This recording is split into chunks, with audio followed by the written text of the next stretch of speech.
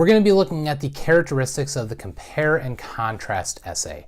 It's the first one we're going to deal with in this class. You'll need all of this information from this video to effectively complete any sort of compare and contrast essay that we write. It may be helpful for you to review some of the videos about general essay writing as well, but for specifics about compare and contrast essays, this is what we're going to be working with today in this video.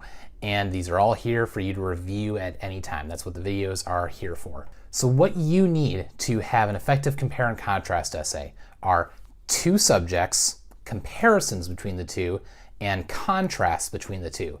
And when we talk about comparisons versus contrasts, comparisons are similar features of the subjects and contrasts are opposing features of the subjects. So that's the difference between the comparison and the contrast. And it's always implied in these papers that you will do both. You'll look at both the comparisons and the contrasts. Writers can have different purposes when constructing compare and contrast pieces. The first is for the purpose of choosing between two ideas. The writer considers the main features of both ideas, the positive features and the negative, and chooses the idea whose positive features more clearly predominate. Notes that the positive features here are not necessarily the good features of the subject, but rather the ones that are relevant to the purpose of the writer. So this means that if I'm writing a paper comparing and contrasting the bands Mutemath and Train, and I want to prove that Mutemath is actually a better band than Train, all of the facts that I use to show why Train is really bad actually are positive features because they back up my thesis about which band is better. Bad features may actually become positive facts for your paper if they back up what you are claiming to be true. And as an aside, Train is really, really bad. I do not like them. The other purpose of a compare and contrast paper is showing each idea distinctly by considering both side by side. The writer doesn't necessarily find one of the ideas to be better than the other, however, the author still makes a claim in the thesis and backs it up about both subjects. A thesis statement like "O Brother, Where Art Thou" and "Spirited Away" are movies that are similar and different in many ways is not acceptable. That's one of those say nothing sentences. Everything in existence is similar and different with everything else. You need to make a point with your thesis. A more acceptable version of this thesis statement would be, "O Brother, Where Art Thou" and "Spirited Away" have unique elements in which they echo the themes of the Odyssey. Now you've made a point outside of the compare and contrast by anchoring them in how much they match the themes of the Odyssey. But it's still not about which is better. It's simply about taking both of them and tying them to one central point of the paper. So if you have a compare and contrast topic where choosing which one is better doesn't really seem like the appropriate thing to do, bring it back to another topic that can anchor both of them and gives a purpose to the compare and contrast without making it a debate. So in the process of choosing your subjects, the subjects compared need to have something significant in common. Comparison works best when it's two of a kind, so like two late night talk show hosts, two exercise routines, two types of computers. A good example would be a comparison and contrast between Harry Potter and Voldemort.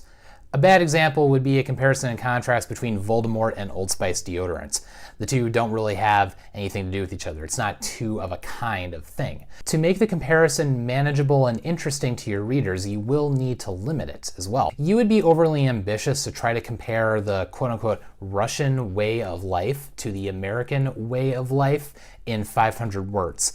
You need to narrow that down. Maybe Russian sports versus American sports is something more manageable. You've narrowed down your topic in that sense. Just like with developing your thesis statement in general essay writing, you're going to benefit from making your compare and contrast thesis statement more specific.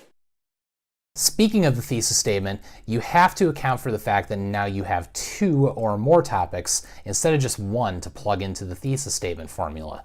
You also need to choose the purpose of the compare and contrast. Do you want to prove that one of the subjects is superior, or is there another basis for the comparison? A compare and contrast thesis must mention the two or more subjects, and it must state the purpose of the paper. These are two things that that thesis statement must have. If you need to review the formula for the thesis statement video, you can always go back and check that out. This is simply an add-on to that idea. Your thesis statements for compare and contrast must always mention the subjects, and it must always state the purpose of the paper, how they're being compared and contrasted.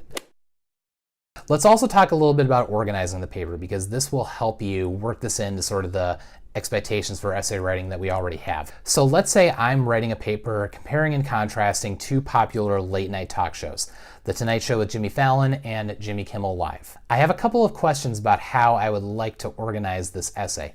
Obviously, we know that each paragraph needs to be an Oreo and needs to back up your thesis, but you need to make a decision about how you want to put all of these points together to most effectively support the thesis and be convincing to your reader. The first option is subject by subject.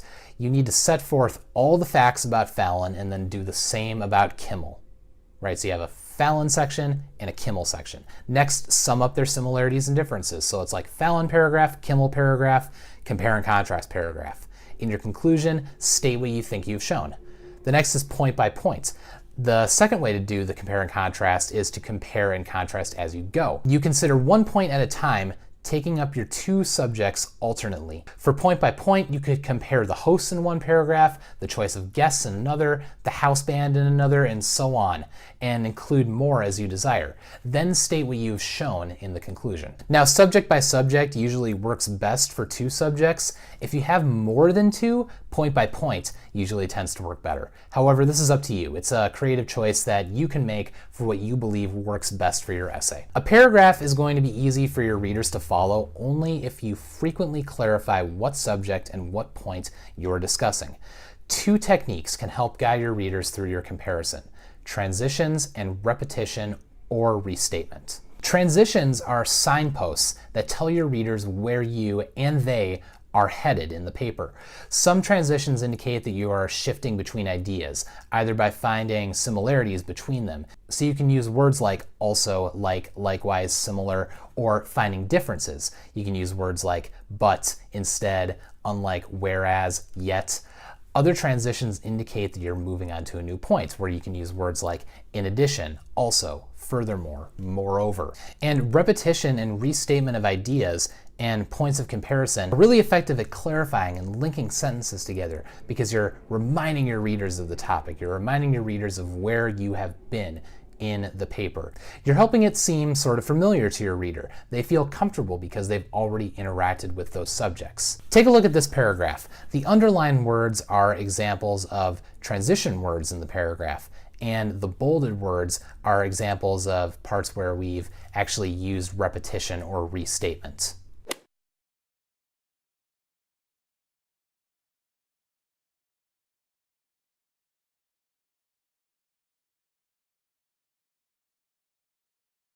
This video, along with the general essay writing videos, are going to be extremely helpful for you in getting compare and contrast essays completed and revised to the best of your ability. Feel free to rewind or pause to review this at any point that you need to throughout the year. And be ready to apply this in a big bad way on your first major essay assignment.